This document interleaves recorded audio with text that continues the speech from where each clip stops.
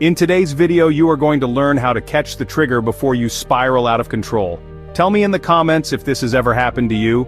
Before you spiraled, before the Google search, before the panic, there was something small, a tiny sensation, a single word, a thought that barely whispered.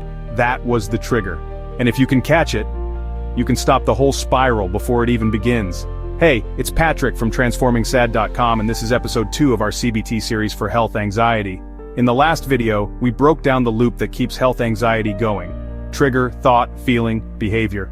Today, we're zooming in on the very first step, the trigger. Because if you can spot the trigger, you can start rewiring the entire cycle. A trigger is anything that starts the anxiety response. It can be internal, a flutter in your chest, a headache, feeling slightly off balance, or it can be external, a news article about a disease, a TikTok that says, "Don't ignore this symptom," hearing someone talk about a health scare. Triggers aren't always dramatic.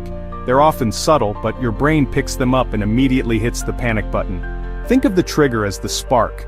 It lights the fuse that leads to a flood of scary thoughts, physical symptoms, and panic-driven behaviors like Googling or reassurance seeking.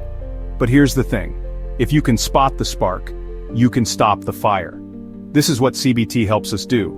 Create space between the trigger and the automatic reaction. Let's break down a couple of common health anxiety triggers. Internal trigger example. You feel a slight pain in your side. Your brain jumps to, is that my liver? Is something failing? You start Googling symptoms, looking for answers, and feeding the loop. External trigger example. You scroll past a story titled, "This young man ignored his symptoms."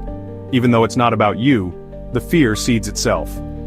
You start scanning your body for something off. See how fast it happens? This is why identifying the trigger is so powerful. It moves you from reacting to observing. Here's your takeaway exercise. For the next 3 days, every time you feel anxious about your health, write this down. What just happened? What did I feel in my body? What was I thinking just before I started spiraling? You'll start to see patterns. You might realize, every time I hear the word stroke, my anxiety spikes. Or, every night before bed my symptoms feel worse. Awareness is the first interruption. At first you won't catch every trigger, and that's okay. But the more you look, the more your brain learns, hey, we're safe. We don't need to hit the panic button every time. That's CBT in action. We're not eliminating fear, we're retraining how your brain responds to it. Was this helpful? Let me know in the comments what your most common trigger is.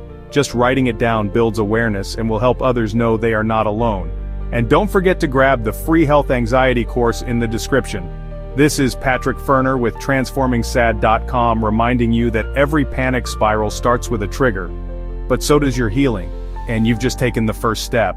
Like and subscribe to transform your anxiety into the life of your dreams.